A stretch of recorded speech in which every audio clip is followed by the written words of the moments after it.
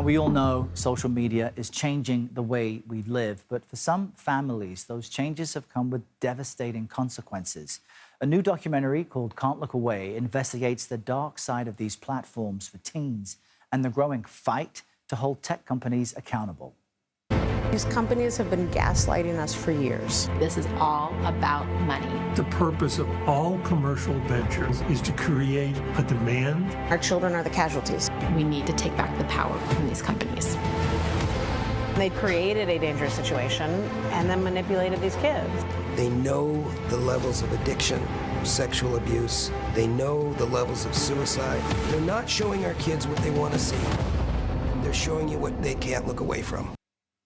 And we should note that Meta, Snap, and TikTok did not participate in the film, and Meta and Snap have issued statements highlighting their safety measures. Joining me now in Studio 57 is Bloomberg investigative reporter Olivia Carville. The film's largely based on her reporting, and she's also an executive producer of the film. Olivia, thanks so much for being here and sharing this with us. It is crucial. Everyone watching has some kind of connection to this. The title is Can't Look Away. Why is that an appropriate way to frame this topic? Because teenagers today, quite literally, cannot look away from their screens. I mean, just yesterday, I was walking through Central Park and I noticed a 4 or 5-year-old boy just staring down at his screen as he was walking alongside his parents. You go out to restaurants today, you see kids sitting there with their families just staring at a smartphone. And if you think about the statistics, 95% of teenagers use social media. More than a third are showing signs of addiction to these platforms. So the title of the film is really about what a generation of children are going through. And we also were looking at or exploring through the film the consequences of all this. Why is it happening and who stands to benefit? It's remarkable because even as an adult, I can recognize times when I've gone on my phone for one thing and I'm doing something else and I lose 20 minutes and I have to break out of it. You can only imagine for younger people who are growing up with this, how difficult it is. And I know you've spoken with parents, lawyers, whistleblowers. What surprised you the most from what they told you or what you found? I think a number of things surprised me throughout the course of producing this film. I mean, one of the things was we shadow the Social Media Victims Law Centre in this film. They're really the protagonists that's fighting for accountability. And when we started filming, we had no idea what was going to happen with these lawsuits, if they were going to be dismissed, if the law firm was even going to survive. But over the course of the 2.5 years that we've been working on this, we've seen that law firm grow from having a few hundred clients to more than 4,000 families today. So the sheer scale of harm that families across the country are experiencing has really surprised me. The other thing that surprised me is meeting a number of these families is you get a sense of who they are and what they're fighting for. And these families aren't in it for the money. They're in it for change. They want to make the digital world a safer place for children. And they're really united by this sense of outrage, moral injustice, but also the fight for accountability. That's what brings them together, and they hold each other up in that fight. And what is it then specifically that these families want? Because as you mentioned, accountability, these are free, these are options, right? No one has to use these platforms.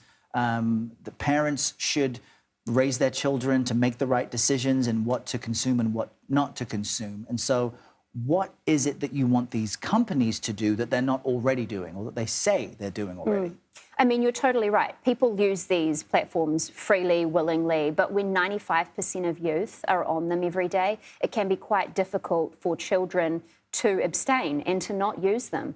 And some families have tried the strategy of delay, like don't give your children a smartphone, or like Jonathan Haidt, an academic who's looked into this and published a book called The Anxious Generation. His advice is to wait until 8th grade to give your child a smartphone. And when you talk to different families or lawmakers or advocates, they're all calling for slightly different things because we don't have a silver bullet. Like there's no easy fix here. We've got pushes from regulators, lawmakers, legislation, lawsuits, but we don't really know what the easy answer is. And these companies are rolling out safeguards to try and better protect teens. But for these families, that's not enough. They don't think the answer lies with the families themselves. They want change. They want reform of Section 230 of the Communications Decency Act, federal law here in the US that has prevented these companies from being sued in court. They want to change that. They want access to the justice system. Other countries, like Australia, have actually banned social media for all children under the age of 16. Right. So you're seeing all these different things roll out. We've got the Kids Online Safety Act that a lot of people are pushing for.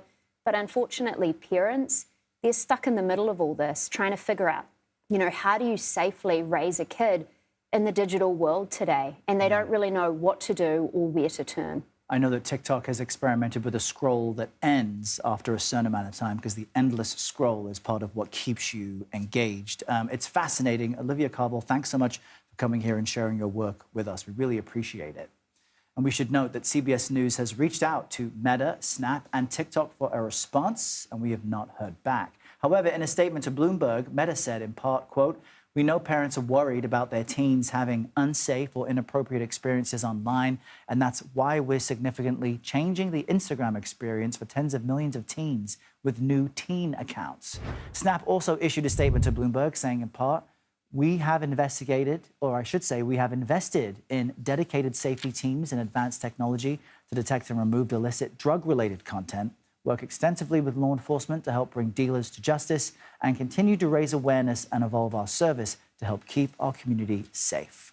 And we also want to share that if you or someone you know needs help, there's the National Suicide Prevention Lifeline Network available 24 hours a day, 7 days a week. You can call, text, or chat their hotline using their 3-digit number 988.